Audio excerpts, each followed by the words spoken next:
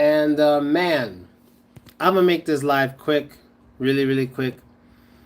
And I want to make something clear because I think a lot of you don't have people to listen to on YouTube like me. I think a lot of dudes, they require hugs. Not physical hugs, I'd say, but let's say mental hugs to make themselves feel better. But I'm going to tell you something. A lot of you are losers, and I'm going to tell you what makes you a loser. And I'm going to be straight up and down because I grew up with older brothers and a father. I think a lot of you had neither.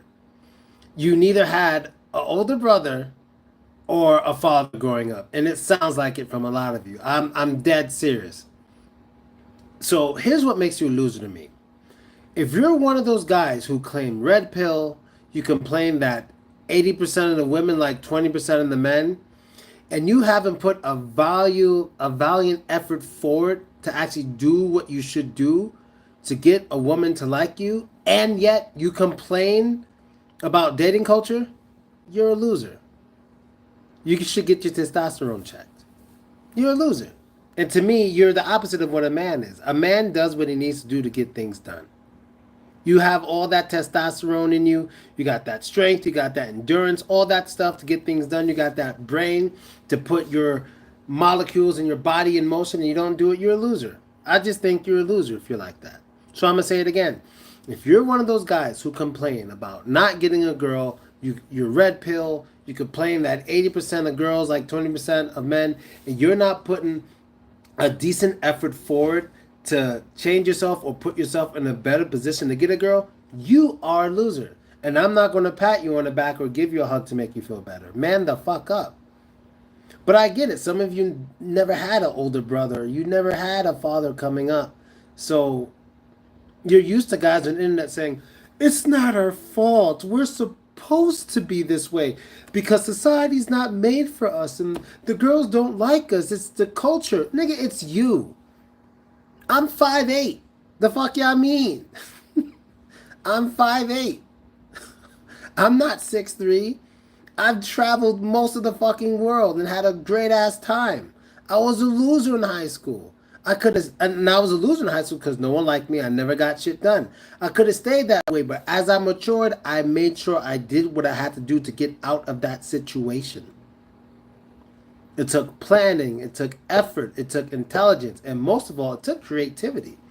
With this internet, there's so much space with creativity. That creativity, I think that's worth more than intelligence nowadays. Creativity, or worth just as much. So I don't know what you guys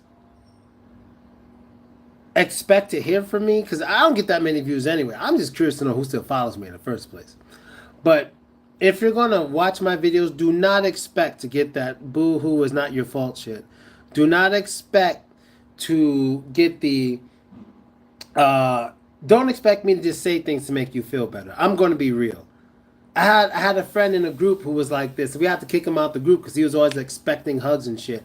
Like virtual hugs from us. I'm like, I'm not treating you like that. You're a grown-ass man. Like, I don't respect people like that. You're also from an environment that breeds winners, though. I can't say I'm from an environment that breeds winners, but I can tell you I am from an environment that teaches me how to not get robbed or get scammed. Because everyone around me wasn't trustworthy at all. So my environment 100% did that. 100% did that. Even with my wife to this day, like, I get mad at her when she puts her phone in the wrong pocket. Straight up, I'm like, why you got your phone in that pocket? You don't put your fucking phone in your back pocket. And I get mad because, like, why the fuck? The phone is worth like $1,600. You're putting that shit in your back fucking pocket. Put it in your front pocket and make sure if your shirt's long enough it's hanging down. What the fuck's in your back pocket for?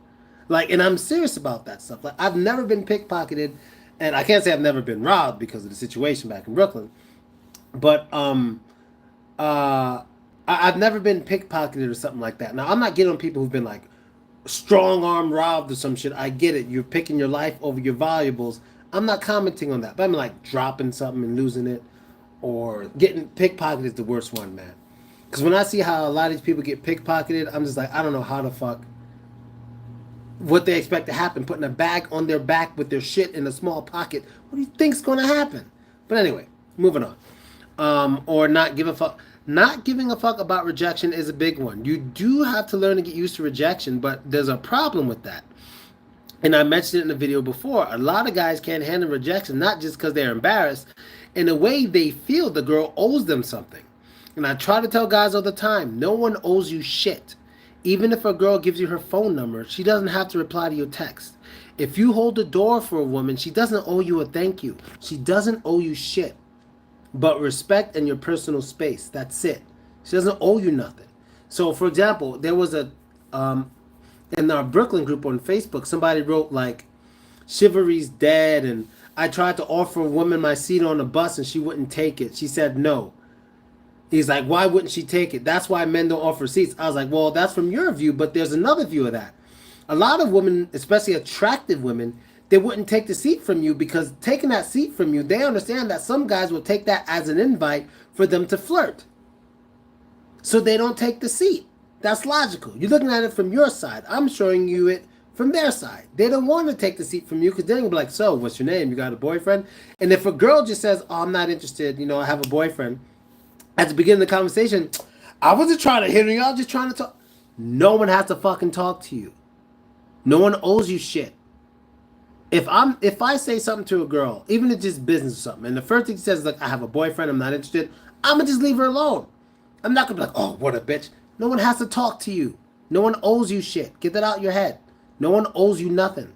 If you're polite, be polite out of the kindness of your heart. Don't expect shit in return.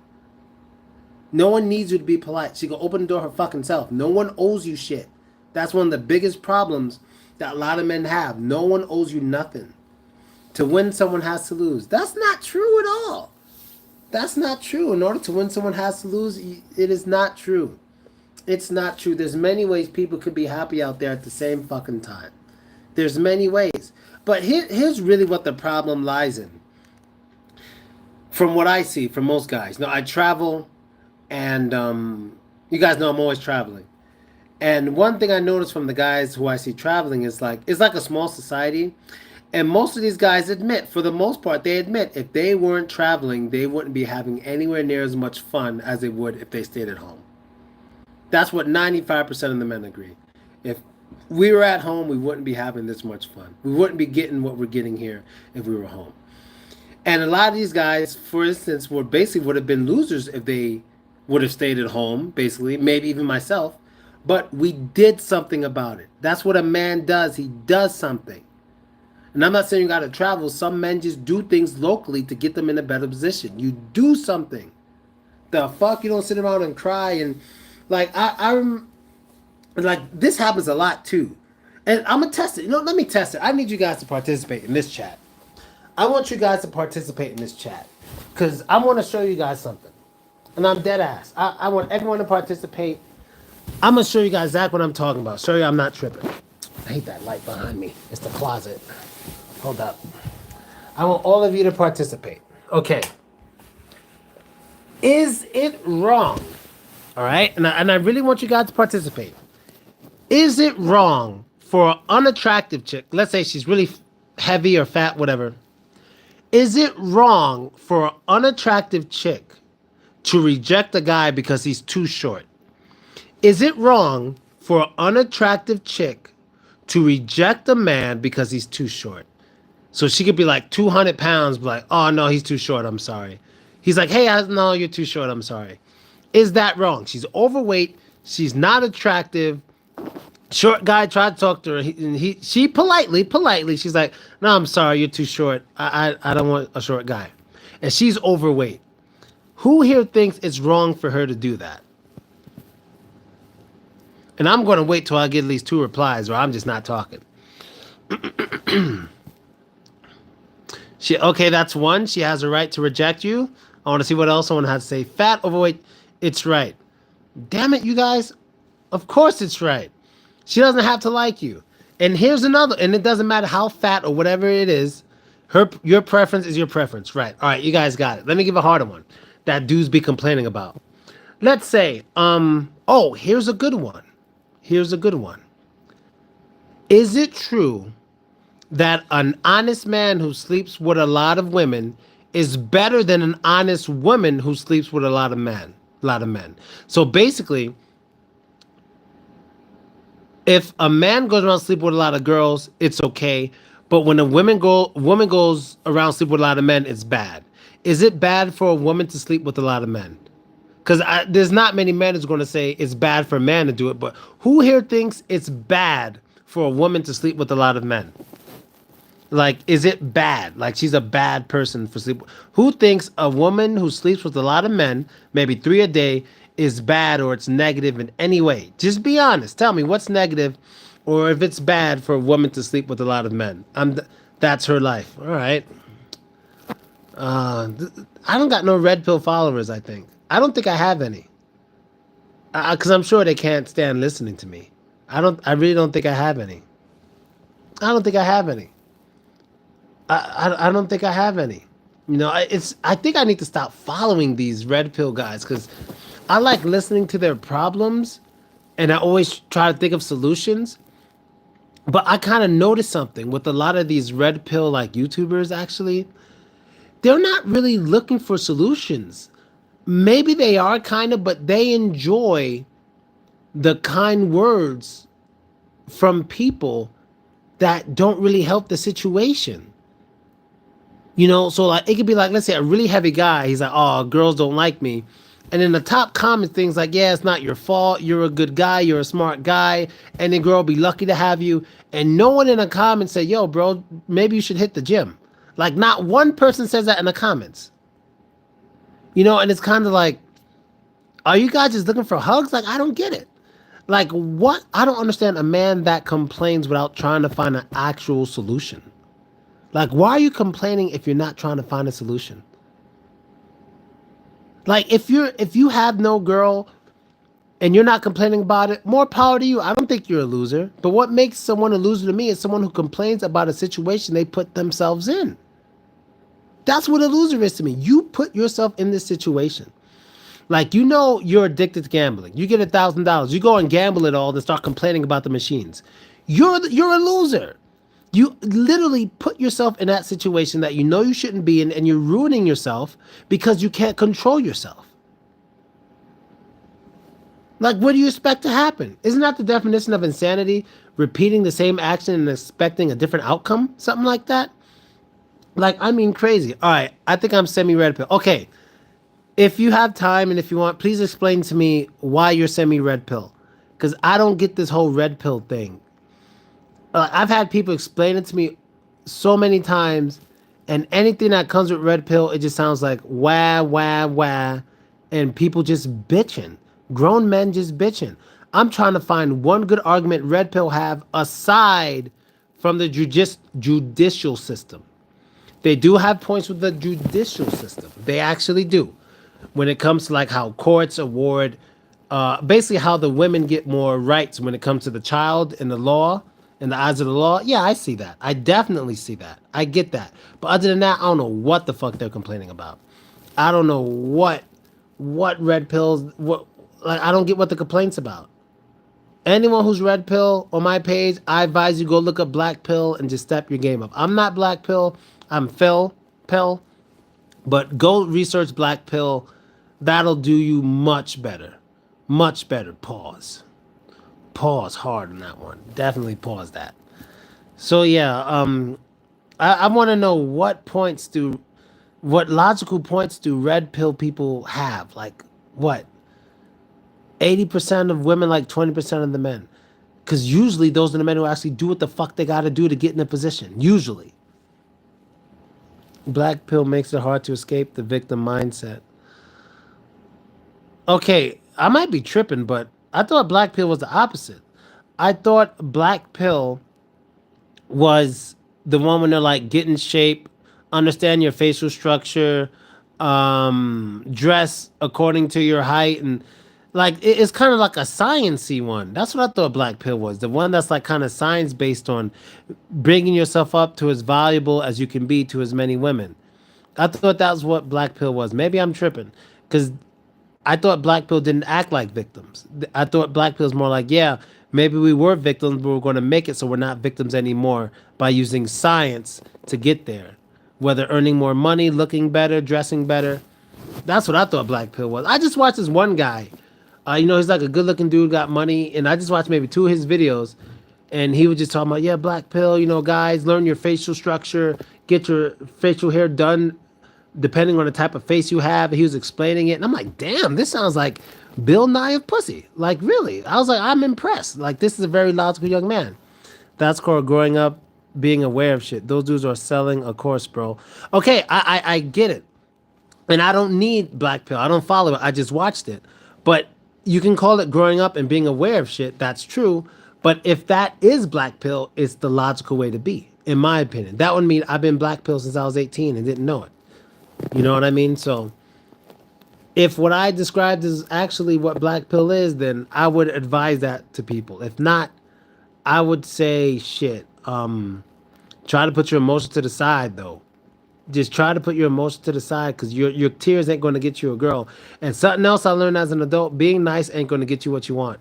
Like in school, in school they kind of lie to you, make you think you be a good person, you get good things in life. No, you be a good person, you won't go to prison. That's all being good is going to get you is like freedom, which is great. Freedom is great. But it's not like the more nice you are, the more kind you are, the more money you're going to have, and the more you're going to get what you want. Not at all. Nowhere near true in reality. Nowhere near true. School really had me believing that. Only thing being good and nice is going to get you is out of prison. That's it.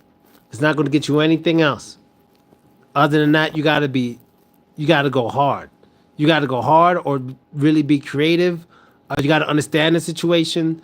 And sometimes you got to be a little bit of a dick to get what you want. And hey, it pays off a lot. That nice shit don't pay off. It really, really doesn't. I'm trying to be best mother effer that I can be, and hopefully whichever chick is waiting for me at the finish line doesn't expect me to accept a chick with kids. Yeah, man, shit. I know what you're saying. You don't have to accept any type of chick you don't want. And don't ever let any person of the same sex or opposite sex, whatever the hell you're into, try to convince you that not liking something is wrong. So I'm like, I'm sorry, I'm not interested in a woman with kids. Oh, so you're saying I'm bad because I have kids? Like, no, I'm not saying it's bad because you have kids. I'm just saying I don't want a relationship with someone who have kids because I'm not comfortable in that situation. It's that simple. It's actually the same thing if you want to tell a girl, no, I'm not comfortable with a girl who has a sexual history. That's absolutely fine. You know what I mean? That's absolutely fine. I mean, they can lie to your ass. I don't know how you're gonna know. I don't like Asian women, nothing to play with, and dull personality. Man, okay, well, I just want to say, from what I've met, like from my travels outside of Russia, my desire or my liking for Asian women shot up big time. Like, if I had to choose like a race of women to marry, if I had to choose one, if I didn't have a wife, because if me and her don't work out, I'm not marrying anyone else. I bet all the money I ever make in my life on that. I ain't marrying no one else. I'm done. It would be an Asian woman. Hands down. Hands down would be an Asian woman. No knockers or pumpkin, but I could live with that. I can definitely live with that. Through my experiences, through Asia, I learned a lot about myself and what I was into. And man, and at the end of the day, when it comes to marrying, tits and ass ain't gonna raise your kids. I always tell people that. Always tell people that. Tits, if you're talking about smashing, I get it. But if you're talking about marrying, tits and ass ain't gonna raise your kids. So you're going to be the guy who's too strung up on whether she got big titties or a big ass. You're going to end up marrying the wrong girl, not paying attention to her character because you're paying way too much attention to her tits and ass. You're going to end up in a fucked up situation paying child support. And she's probably going to end up marrying your best friend and taking half your shit. Congratulations. So you just remember that when you're hypnotized by the tits and ass and the personality isn't the first thing. Asians have the most trustworthy personality for what I've noticed in my travels. Number one, like very trustworthy. Other places I travel, like a lot of South American stuff, man, the culture's just grimy and gritty for the most part. Except for the Philippines. Philippines kind of grimy too. Like it's a little grimy over there. And Malaysia a little bit too. But a lot of other parts of Asia, they're really nice. They're really kind. You don't have to worry about those things you gotta worry about in like South America and even the Middle East. It's yeah, Asia was some. I mean, but to each his own. I'm just saying, when it comes to the type of wife you want, trust me when I say don't pay attention too much to ass and titties. Because if you're planning on having children, that is. If you're not planning on having children, then it doesn't matter. But if you're planning on having children, they're not going to raise your kids. So you need to be careful. And you know who knows that better? And I always suggest this. You guys need to go watch that interview by the dude I went to high school with, Sebastian Telfair, when he talks about how the basketball players all get played. Like at least 90% of them get played and get married to like the wrong girl, and then soon he's not popular anymore. He loses his shit because of that girl, and then she'll sue him for cheating, all this shit. You need to go watch that interview because they all got hypnotized by the ass and titties and blah blah blah. Most dudes aren't smart like LeBron James. They're not smart like Snoop Dogg. They're not smart. LeBron James and Snoop Dogg don't got the women with the biggest ass and titties. They're smarter than most people. They're fucking smart. They're smart. T.I., he's smart. They marry the woman who they trust the most, not the one who's the sexiest, because that fades away with time. But if you got a good woman with a good character who's going to take care of you, and she even lets you have other women, it doesn't even matter. But dudes don't think like that. They don't think like that. A lot of people, I don't want to give a name because I'm going to sound weird, but I learned this from a lot of rich people. Paying attention to rich people's wives, I'm always thinking like, damn. I mean, not saying their wives are ugly, but you would think like they would have the supermodel wife. They usually don't. And I'm like, what do they base their wives on? I wonder what it is. That's what a smart man does. That's what a smart man does. So I'm not saying your wife has to be ugly, but the mind has to come before the body. And if the first thing you say about a wife is tits and ass, you setting yourself up for trouble. Watch that Sebastian Telfair Vlad TV interview. Best girl to marry is actually a trustworthy 6. I mean, yeah. I believe so. Look, there's depending where you travel, you can actually find a 9 or a 10 who's really trustworthy. But in the States, that's very hard. I'm gonna be honest with you. In the States, that's hard. But in other places, it's really not. It's really, really not. It's not. But one thing you gotta understand about when you're with a girl who's like extremely attracted to you and all you can think about is fucking and all that stuff. One thing you gotta realize is that naturally you're not gonna pay attention to red flags because you're thinking with your dick. And a lot of men don't realize that. They don't realize it. You're gonna be thinking with your dick a lot. And you're not gonna realize it. That's why I gotta have friends or homies be like, yo, dude, this and that. I have so many examples of this. You're not gonna be thinking with I'm gonna just put it to you like this. If I were thinking with my dick, I would have got married 5 years ago. And for some of you on here, or we'll watch this later, you know who I'm talking about. It's the lady. I probably would have married her if I was thinking with my dick, but I wasn't.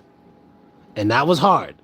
But I'm a real logical person. I think about my future. I'm like, look, if I do this with this woman who's extremely attractive, and some of you know, because you got the page, whatever. Same thing with a goddess. It was the same thing. If I do this with this extremely attractive woman that tits, ass, face, everything, it will be fun, but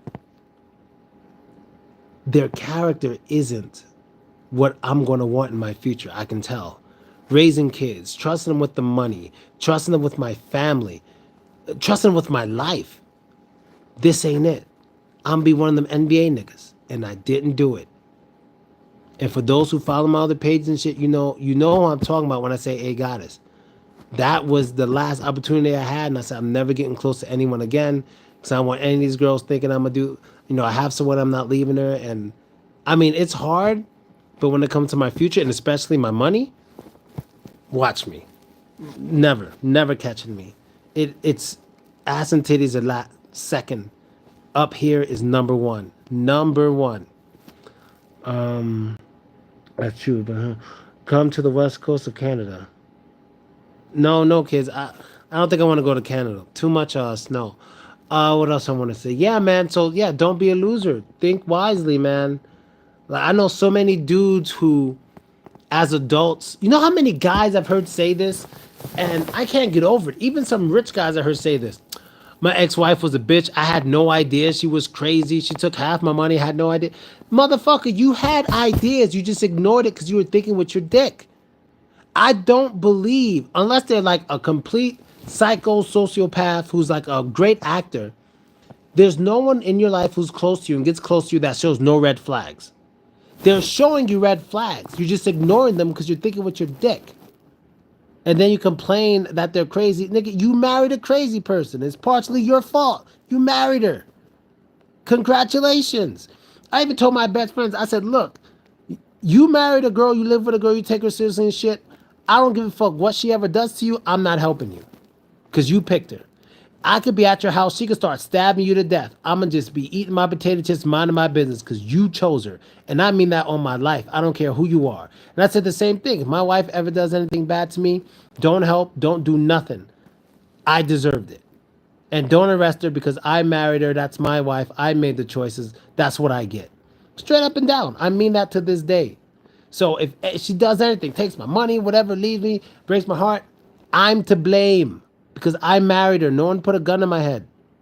It's my fault. That was my decision as an adult male. You feel me? So you take the responsibility for the people you choose to have in your fucking life. When you marry somebody, that's what the fuck you get.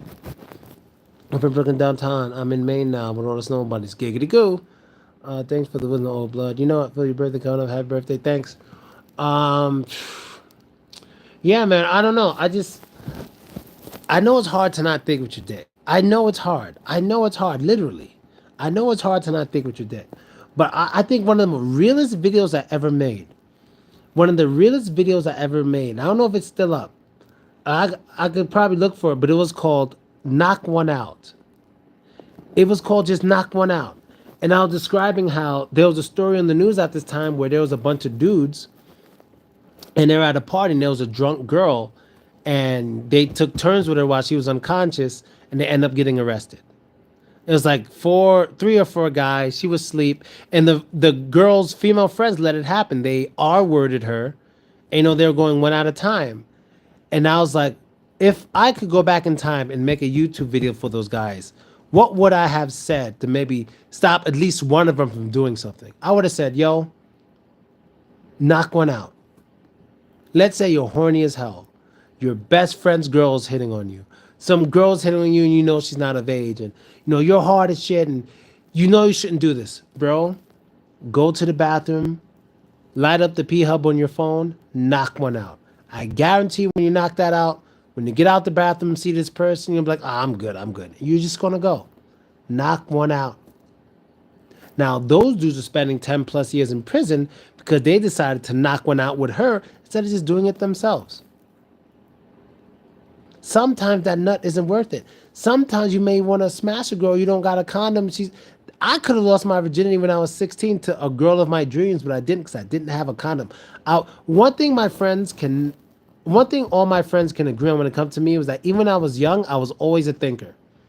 I was the last one to try alcohol. I was the last one to try cigarettes. I was the last one to have unprotected sex. Like, I was always a thinker. I was always like, that's fun now, but what would that do to me tomorrow? Like, I was always thinking like that. Always, always. It's not an age thing with me. I was always like that from the very beginning. I always thought about the future because I noticed whenever people get in trouble, they would always say this, man, if I could go back in time and not do it. I'm like, why the fuck didn't you think of that before you did it? Like, that's what I think before I do it.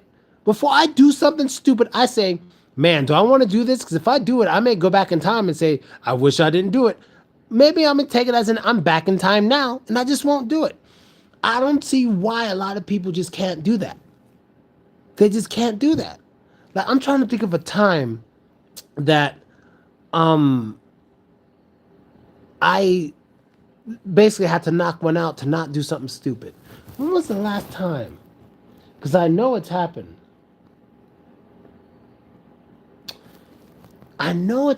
But usually, there's no reason I can't just smash a girl. I'm usually always single and stuff, like when I was in Russia.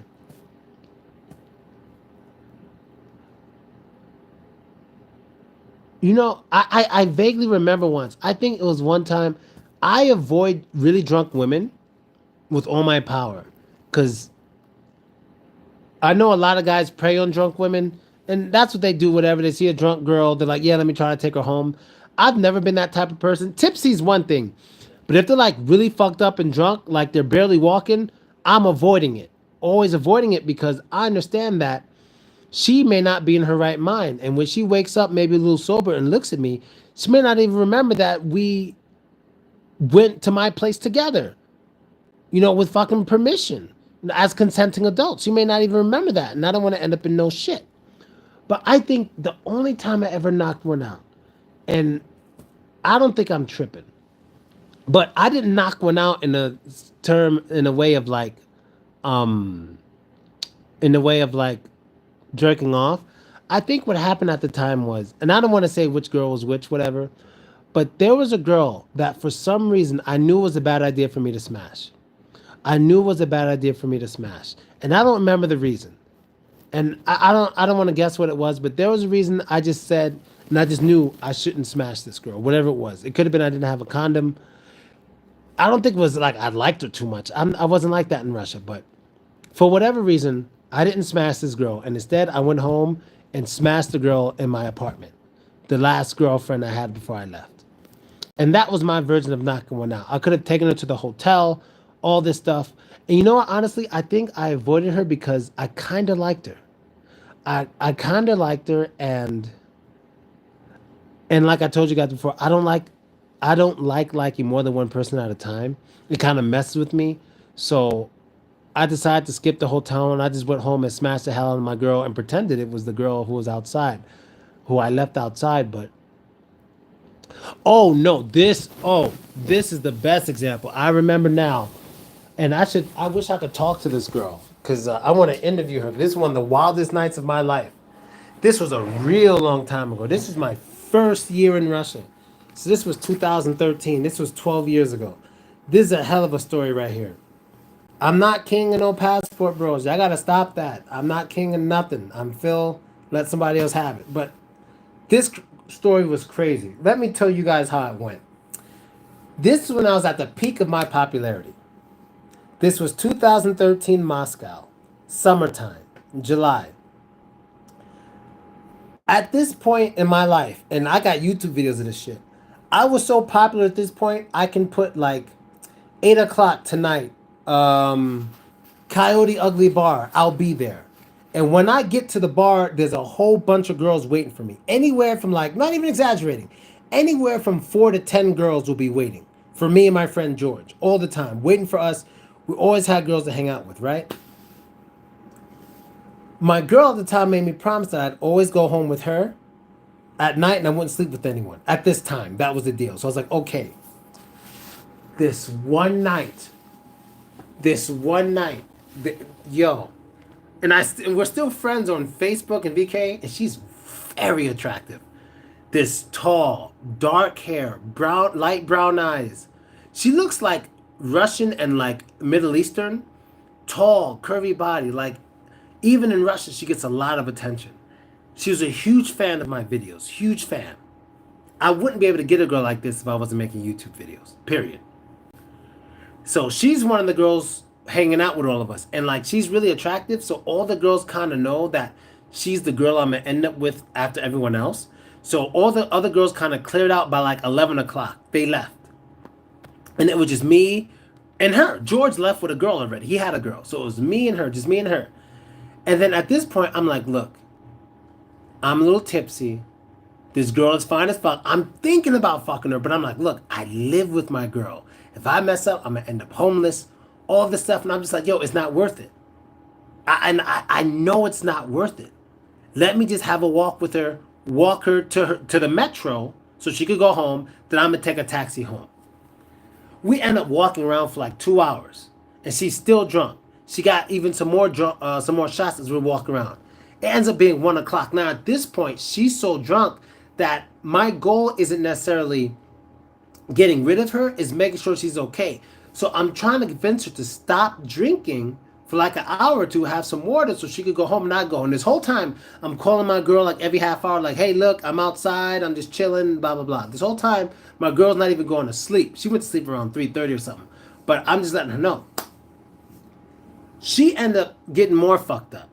She runs into a biker bar. Yo, she runs into a fucking Russian biker bar in the middle of Moscow. I'm a little tipsy, but nothing like her. I go inside the bar to make sure she's okay. Just being a good... Because look, the truth is like this. I'm Philko. I walk through the street. Motherfucking people know me.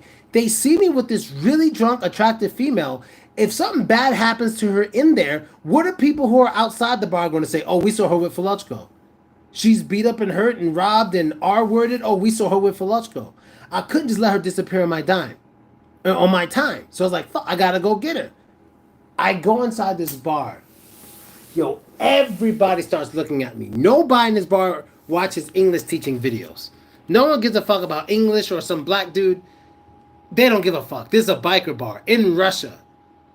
I'm like, fuck. So the guys in Russia like, are you lost? You need something? I'm like, that girl right there, you know. At this point, she's like talking to guys already. I'm like, oh my fucking God, this stupid bitch. Like, I swear to God. Like, I've wanted to fucking kill her because at this point, I'm thinking, I kind of got to get her out of here. But as long as I can get some evidence that she's here, I'm fine leaving because I got proof. So I was like, all right, let me take a picture with these guys and her together. And then I leave this bar and I got evidence that she was with these guys when I left the bar. That was my plan. I'm thinking, I'm like, all right, cool.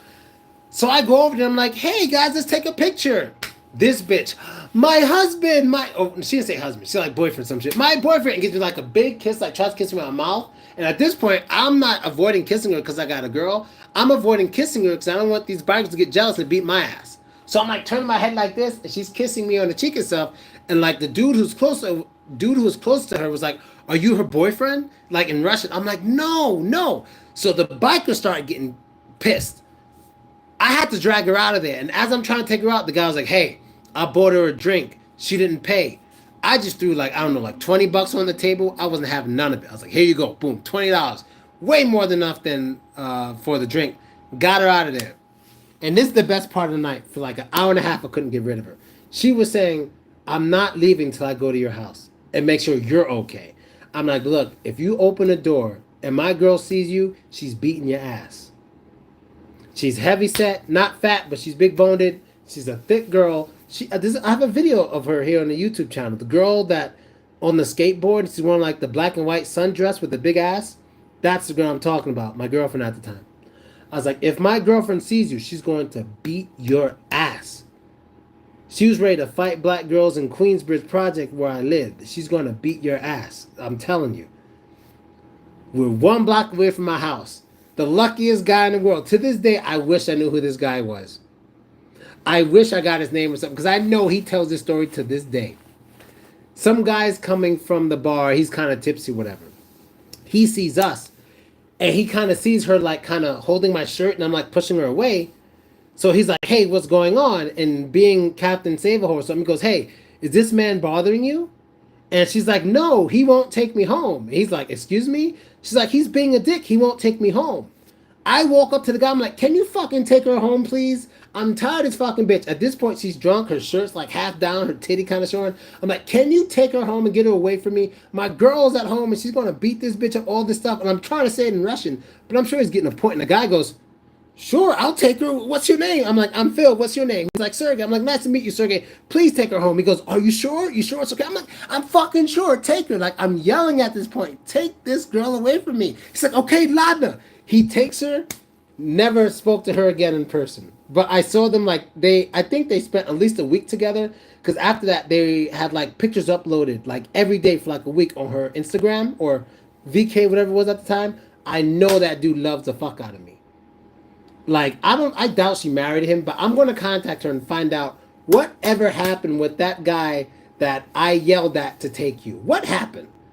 That guy was happy as fuck. At first thinking, I got to save this woman. And then I'm throwing the women in his face. He's like, what the fuck? You should have saw how he went from like defensive to, what, really? Oh, okay. And he was just like, yeah, sure, you're cool. Yeah, I love black people. He became the nicest person in the world. And I was like, can you take this girl?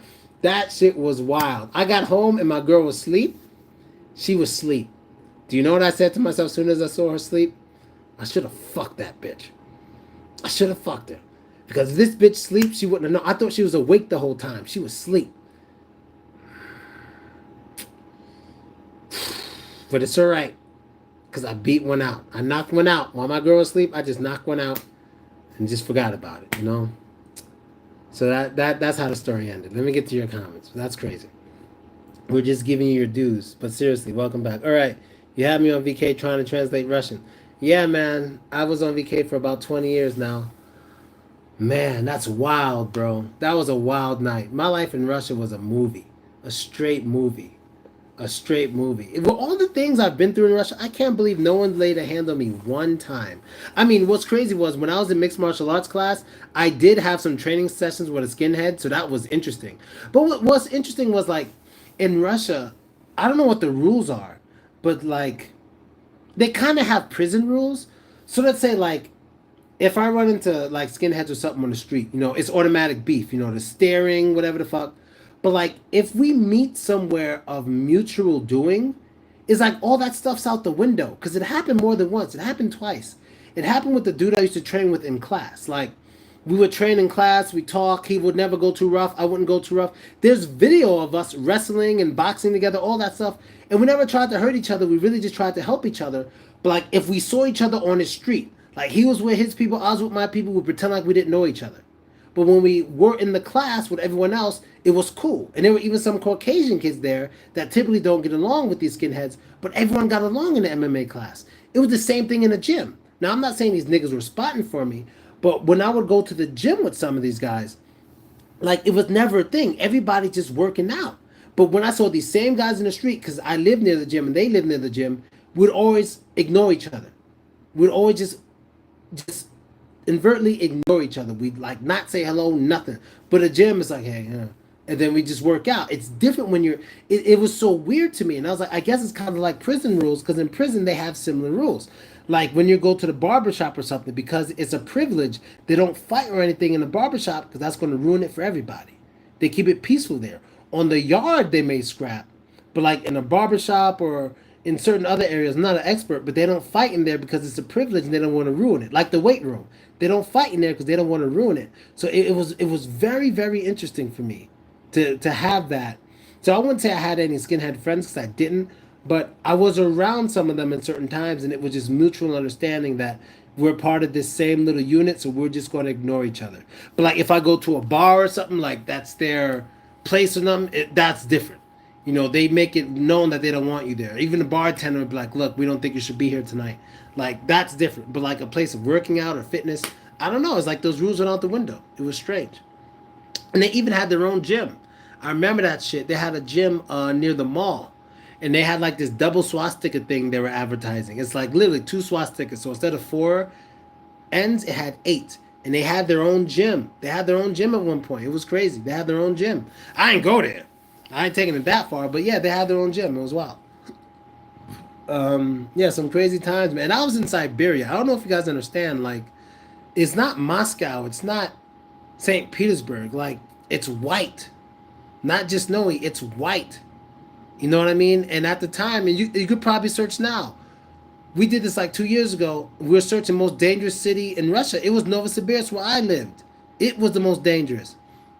And when I say it's white, I mean it's mostly white people. That's the middle. Like when foreigners travel to Russia, they typically don't look for Novosibirsk. They look for like Russia. They look for Moscow or St. Petersburg, where like 90% of the country's money is in those two cities, but or more like 80. But not really Novosibirsk where I was. Like I was out there. Like I was out there. I was out there. 7 years straight I lived in that city. Not one finger laid on me as a target.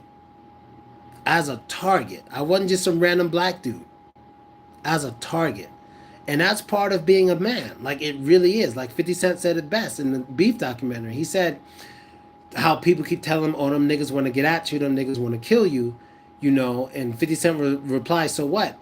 If I stop doing my thing because these dudes are scaring me, they win. If they're going to get me, they're going to get me. There's nothing I could do about it. But as a man, I'm going to keep moving forward and get my goals accomplished until that happens. And until then, I'm going to keep going at it. And that was my view on it. I'm like, if niggas want to get at me, whatever. I don't think people know what it's like to wake up and something that could be very well enemy territory every day for 7 years straight in the middle of it as a popular target. And one thing I love about not being in Russia is that every move I made in Russia, there were people who recognized me and they knew what I was doing. My wife knows. Anywhere I go, somebody see her, oh, Phil was here, Phil was there. Like, I never had like a private moment. If I was with a girl, like, and we go outside together, everyone knew. That's why so many girls just want to be with me at my apartment, because they didn't want to be a part of rumors and stuff. So that worked out. That worked out for a lot of girls. They just wanted to be at my apartment. That really worked out for me. It was a wild time, man. It was a fucking wild time. The 7 years in Novosibirsk was nowhere near as wild as the first 2 years around the whole country, but it was a little wild. The 7 years, it was mostly fun and getting money. But the first 2 years, I didn't have much money at all. It was wild, dangerous, and crazy. Those first 2 years were just berserk. I can't believe there wasn't one fight. I can't believe it. I can't believe there wasn't one fight. Not one stab. I mean, knives pulled out and stuff, yeah. At me, yeah, but not one stab, nothing. I don't know how I did that shit. I don't know how I did that shit. Like, I don't know how. I don't know how I got away with it. All those years there, I don't know how, man. And it's not like niggas wasn't seeing me. They were seeing me. But just nothing ever happened. It's crazy. It's really crazy. I probably should write a book. I think about that a lot, but um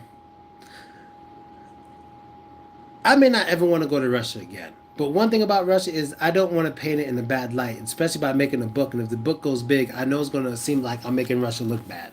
Like, that's the issue. The the truth of the matter is, logically, Russia's not that bad if I was there as a target for 9 years and nothing happened. Logically speaking, it's not that bad. Things would have happened to me if I stayed in Ukraine. That's a fact. I'll tell you that right now. That's a fact. There was way more pressure in Ukraine towards me than there was in Russia. But it's not that bad, obviously. But, I did have a lot of connections in Russia.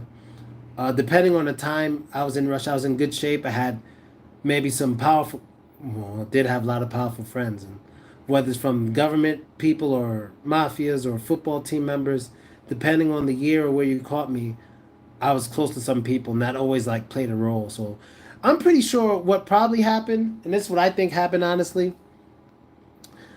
At the end of the day, there were many times that people saw me, they wanted to get at me or do something. But in like every group of guys who saw me, and they're like, let's get him. There's probably one person like, nah, it's not a good idea because my homie, this and that, goes to martial arts with him, or my homie plays American football with him, or my girlfriend watches his videos. There's usually some connection that I made that stopped it from happening. That's what I think. There was some connection that one of those persons made, like, look, we shouldn't do this because he's something, something, something. You know what I mean? He's not just some random black dude. So we're not going to just pop off on him. Because I told you, and I made videos with black dudes out there, and they're still up there now with the African dudes, how they count their stab wounds. Facts. It's on the channel. It's on the playlist. It should be on a playlist like co-hosts from Russia. Talking to black dudes about how they get attacked and how many times they got attacked and counting up their stab wounds. Yo, it's on YouTube. I'm not making this shit up. This one, I was there, and I was a target. So you got to understand how I feel after 9 years. Like, yo, how did nothing happen? Like, did these dudes really think, like, if something happened, Chechens were going to run down on them? Or did they think the football team was going to run down on them? Or I was going to run down on them? Like, what happened? I don't know. I don't know. I don't know what happened. I don't know. One day I was a press board, probably whatever year you was MMA training, looked up black people in Russia and found your page. Ha! Yeah. Yeah. Yeah, I was training MMA. And it wasn't to like fight or something in Russia. It was just to be in shape. And one thing I knew, if I can fight well against Russians, I could fight well against almost anybody. So I was training with the Russians for a good amount of time. Did some kickboxing, did some MMA. And only one thing I did terrible at was Brazilian Jiu-Jitsu with gi. I gave up after like 4 lessons, man. That's not for me. I don't like the whole gi thing. Like, I can't hold my own with the gi. It just feels so unnatural. It's not like a shirt. It's really different. I just can't do the gi stuff. No gi, fine. Let's go. I can roll with the best of them. We have a lot of fun. And everyone's always impressed by my strength. I always get that compliment. My flexibility is ass. That's what I got to work on, my flexibility. I don't remember the year. I definitely don't remember the year, but yeah, man, it's crazy. It was a crazy time there. Crazy time. It's funny, when I think about the craziest times, I don't even think about the girls. I don't think about the girls' craziest time. There's a lot of crazy times I don't even deal with girls. I remember one time I saw a dude getting stabbed to death when I was in a taxi. That was wild. Because I used to, when I first lived in Novosibirsk, I lived in a really bad area. This before I had any money. I had to live with this girl with really big blue eyes. I have videos with her on this channel. Everything's on this channel. Everyone I'm talking about, now this channel is brought back, I realize she's here. She, in the video we made together, she has like short, kind of red hair, big titties, really big, and really big blue eyes. Like anyone who sees it, like, oh, the girl with the blue eyes. And everyone in Russia has blue eyes, but she has big blue eyes like lights. She's kind of pretty. She's kind of pretty, but big titties and really big blue eyes. Her. I used to live in her dangerous neighborhood. And one time coming from a job, going to her neighborhood in the snow, a dude was just stabbing the hell out of another dude in the snow. Taxi. I'm in a taxi. We're driving past. Taxi driver looks at it. I look at it. We look at each other. Taxi driver just go, "That's Russia." It just keeps driving. Just stabbing the hell out of this dude through his coat and just kept driving. I was like, wow. I mean, it didn't scare me because we were in a taxi. And I mean, I'm from Brooklyn. I lived in Queensbridge. Like I hear gunshots all the time, but seeing someone get stabbed out like that was new. I mean, the car was going kind of fast, so I probably only saw 3 stabs, but I know it was more than that. It was more before I started looking and more after I looked. So yeah, that was wild. That was wild. Damn, I'm happy I didn't work that day. I didn't walk that day. I took a taxi that day, and that was a good call. Because that was right on the street I take to go home. Damn, that was wild. Seeing the kid with the gay flag was wild too. But only saw him for like 2 minutes. He was walking down the street with a big gay flag. I was like, oh, he gonna get his ass beat. I don't know what happened to him, but the 2 minutes I saw him, nothing happened to him. That was wild too. That was wild. Damn, what else was wild? Man, I have so many stories. It's crazy. Um, I would say another crazy story is the black dude who the black dude who came and found me from the UK. He came all the way from the UK to find me in Russia to hang out with me. He found my address, came to my building, like, hey, you're the one from YouTube. Let's hang out. Crazy. I'm like, if you could find me, black dude from the UK came all the way to Russia just to find me to hang out. But he was there for the Olympics too. But like after he watched the Olympics, he came to my city to find me and he found me. And we just hung out. I mean, me and my black homie Mo we had to put him aside, like put him against the wall and calm him down. Because he was acting like a hood nigga when he first got there. Like he'll say hi to a girl and she'll ignore him. He'll be like, then fuck you, bitch. We had to, we treated him like a fucking child. We were like, dude, don't do that shit. Don't do that shit out here. We don't act like that. We dress well. We speak well. We don't do that. You're going to fuck it up for everybody. And then he never did it again. Every day we saw him after that, he was cool. All my homies are either still in Russia or working their way to go back to Russia. I'm the only one who's not going back. Because I'm good. I found the place I like, and I don't want to be in Russia. And I'm actually in the place that I never wanted to go to because I thought if I go to this place, I'd never go back to Russia. And that's what happened. Never going back to Russia. I'm very happy with where I am. That's all I'm going to say on that. So, yeah, no more rush for me. But yeah, that's basically it, guys. Almost an hour. My life is crazy. I probably do need to write a book. We'll see what happens. But, yeah, man. That shit was real, man. That shit was real. I can say this. I don't know about this king of passport bro crap, whatever. That's what some of you guys say. But when it comes to blacks in Russia, I am a humongous pioneer on many levels. Because unlike most of the blacks who are famous there or whatever, they usually come from Africa and stuff, from like less fortunate countries and shit. Or they're biracial, they were born there. That's cool. I came from New York City. I came from bright lights and all this shit and went to the middle of Russia to live. And I didn't leave, like, my family wasn't poor. Like, I don't know if you guys know, but I grew up, by the time I was 13, I was living in a house that had 2 to 3 bedrooms to myself. Like, I didn't come up poor. I wasn't leaving some poor situation. You can ask any of my friends. I had money coming up. Prior to being a teenager, no. My dad was really poor, so he got, like, a good job when I was, like, 12, 13, and then we bought the house and stuff. But so I kind of had both of it. But by the time I left to Russia, if I need anything, my dad was right there. I'm the youngest child, so he didn't give a fuck about helping. I just wanted to do it on my own. And I went to Russia, man. Shit is wild. That shit is real, real, real talk. No, I don't reveal where I am. That shit is real, real talk. And I don't know, man. All I can say about my life is that it's been very, it's been a real adventure, and I don't care about having more of adventures.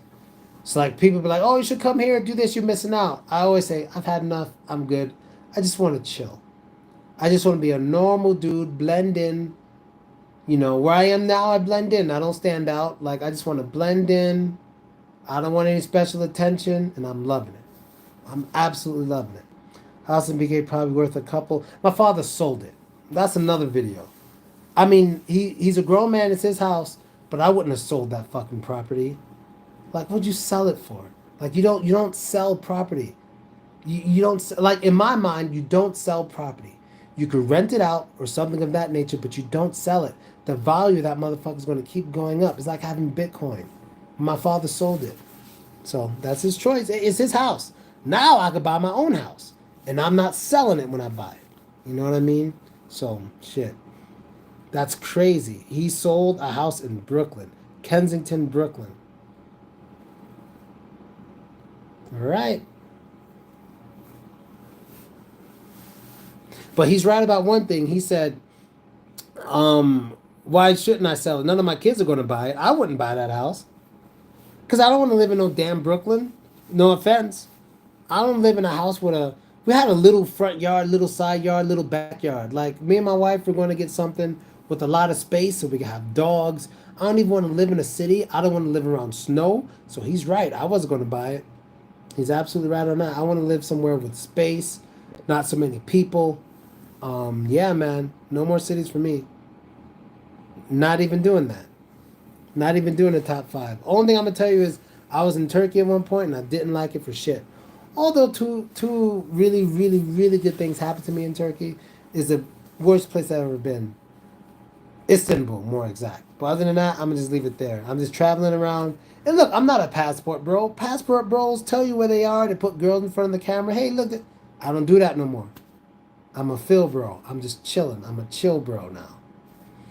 Justification and BK values going up. Yeah, man. Shit. But anyway, that's his stuff. You know, I got my Bitcoin. I'm not selling it. You know what I mean? I got back into it at a perfect time, too. Perfect timing. Stick to that. And hustling. Keep hustling. Some of you know the new hustle.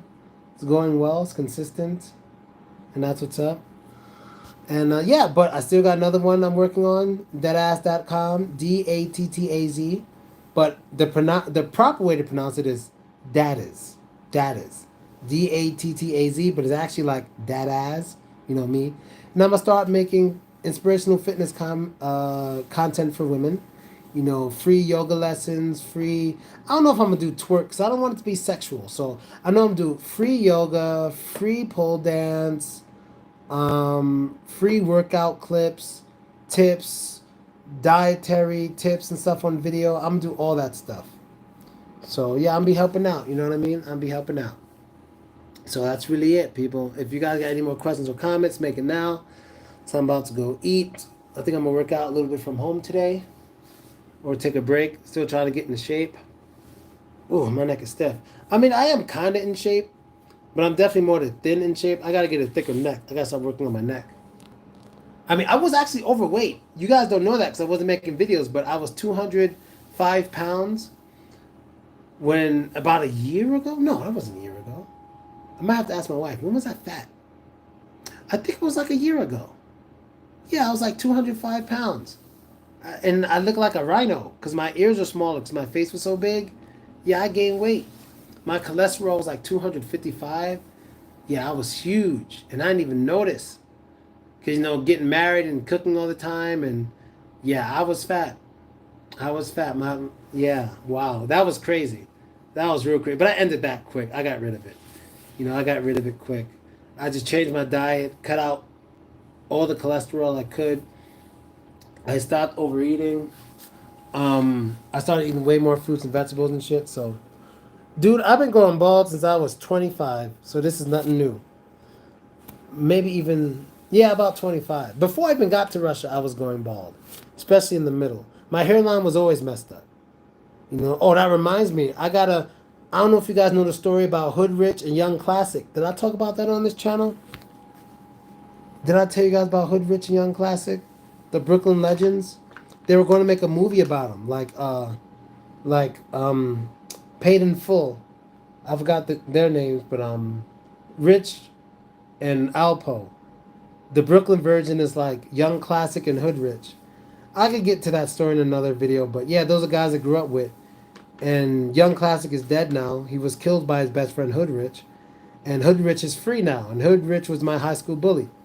So that shit was crazy. Yeah, so you know the story. Okay, yeah, Casanova's homie. Well, yeah, Casanova's homies. Well, I can't say homies because Hood Rich killed Young Classic and Casanova joked about it in a live. He said, last person who messed with me or would have been 25 years old today. Rest in peace, Young Classic. So he wasn't cool with Classic. He was happy Young Classic died. So he was probably a friend of Hood Rich. And yeah, we're all from the same area. That's a wild story too. And when I think about the shit I was going through when I was a teenager with these assholes, no wonder why I lived in Russia so long. They didn't have guns. I wasn't so scared of knives and stuff. I was scared of guns, but there's no gunplay in Russia really. It's all knives and stomping you in the face with your foot, which sucks too. But I wasn't so scared of that, you know. Yeah, that was wild fucking shit too. Fucking Casanova and them guys. Man, that was wild too. These motherfuckers robbing us and gotta go to court and niggas taking my friend's pizza from his pizza shop and just these guys are really bad dudes, like really, really bad dudes. I know a lot of rappers are like, Casanova's a huge disappointment. Locked up now. I'm telling you, broke down her rich. Yeah, okay, great. So I did make those videos, good. And Casanova was a huge disappointment. I mean, directly, he never did anything to me.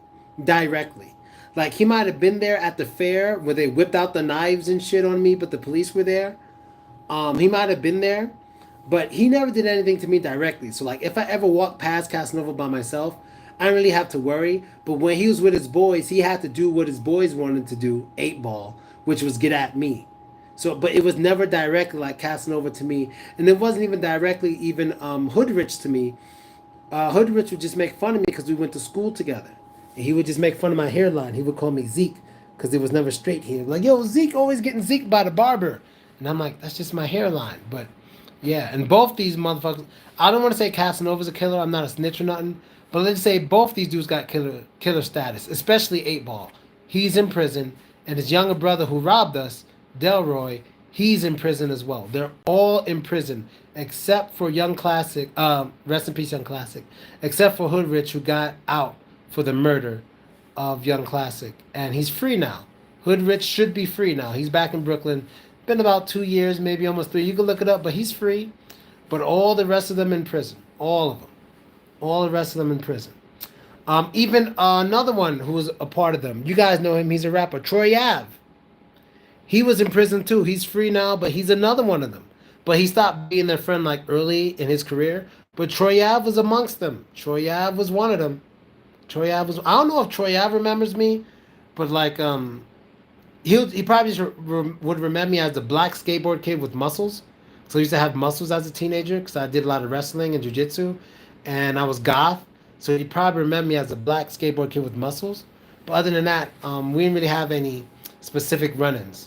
We didn't really have any specific run-ins, but yeah, Troy Ave was part of that crew. It was Troy Ave, Casanova, 8 Ball, Delroy, Hood Rich, and Young Classic might have came around because Young Classic and Casanova were kind of homies. But there's a situation that went down, and in a police report, it looks like Casanova snitched on Young Classic because Young Classic killed somebody. Like, let me explain to you guys. These dudes are fucking killers that I grew up around in Brooklyn.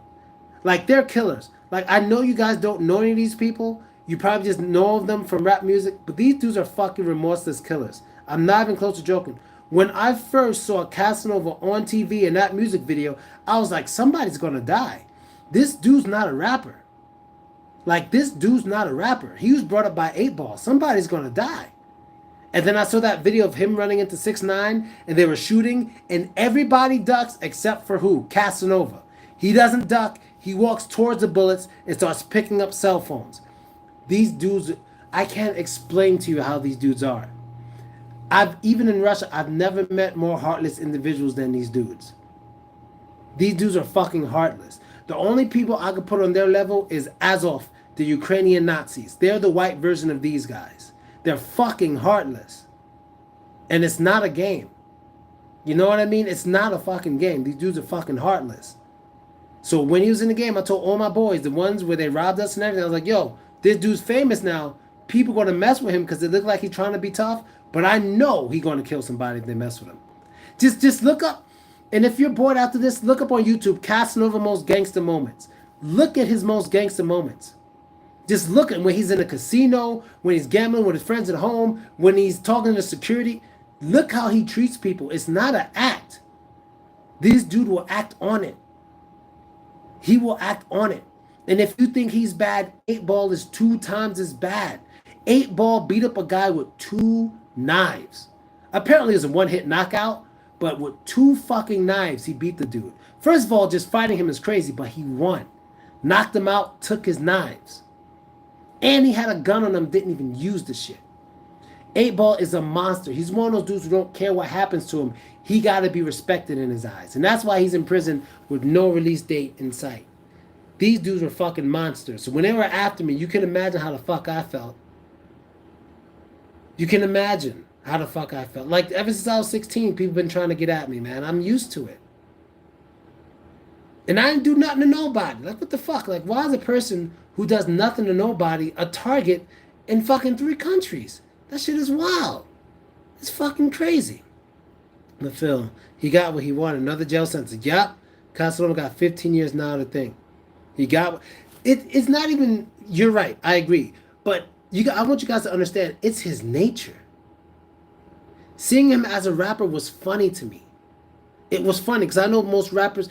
You know how most rappers are getting extorted by people, and they act tough because they got people in the background. Like Tekashi 6ix9ine, he was able to act tough because he had people in the background. Usually, those people in the background don't rap. Casanova was a person in the background actually rapping. And I'm like, oh shit, this is he's a 50 Cent. He was a 50 Cent. I'm sure people in 50 Cent was like, oh, they don't know who they're dealing with. That was Casanova. He just wasn't as smart as 50. That's the problem. He wasn't. And I knew 50 Cent would like him. Even before he ever linked up with 50, I knew 50 Cent was going to like Casanova. Because Casanova was real. Then when I saw them hanging out and stuff, I was like, I knew it. I was kind of jealous because 50 Cent's my hero. He's hanging out with the childhood enemy. But I was still kind of like, that's what's up. You know, he did his thing. He's there. That's awesome. But I knew 50 Cent was going to like him. I knew 50 Cent was going to like him. But he wasn't as smart as 50. And he didn't make it. If he was able to just calm the fuck down and get that ghetto shit out of him a little, he would have been the next 50, but he just couldn't. And he wasn't signed by Eminem and Dre, so, you know, that's a big help. But I knew 50 was going to like him. I didn't think Jay-Z would fuck with him. I thought Jay-Z had an eye for danger, because that motherfucker is dangerous. But he signed him anyway. Crazy. That's a dangerous dude. And I'm not even trying to say anything bad about him. I'm just being honest. He's a dangerous dude. Him and his boys, fucking dangerous. All of them. All of them got bodies. And I'm not snitching. It's all documented. It's documented that Hood Rich killed somebody. It's documented that Young Classic, the one that Hood Rich killed, that used to hang out with Casanova, killed somebody, and he got away with it. I'm not going to say that 8Ball's in jail for murder, but let's say it may be documented. I got to look up his case again, what he got arrested for, I forgot. But he may have killed somebody. His young brother, Delroy, the one that was in the case with me and my friends, he's in prison because he got caught on camera stabbing somebody up in Atlantic City. And it's on camera. So these dudes, they don't play. They just don't play. I told my uncle, when they stole my bike, my father got it back. I don't know how he got it back to this day. I don't know how he got it back. But when my uncles, because they like that too, when he was like, let us know where these niggas are, we'll get your bike back. Only time in my life I ever told my uncles, don't help me, because I knew somebody was going to die. And it was these dudes. I said, don't get my bike. And this is before the beef. When they stole my bike, I was probably like 13. I was real young when they stole my bike. But my dad knew somebody that got it back. But yeah, it was those dudes. It's the Argyle dudes. They stole my bike when I was like in the store. They took it when I was like 13, 14 years old. My dad had to go get it back. My uncle was ready to go over there. But it was 8 Ball and his crew, and they're my age. And even though my uncle at the time was like lower 30s and they were just 14, 15, I knew they'd pop on anybody. And I was like, don't go over there. No. So yeah, that's basically it, man. I think I'm going to stop talking about these dudes now. I'm going to have nightmares and shit like Candyman, some shit. But yeah, man, my life is real as fuck. And I think that's kind of what made me so hard, pause, as a man. Why I believe in getting things done. I don't believe in feeling sorry for myself. I believe in doing what I got to do, not bitching.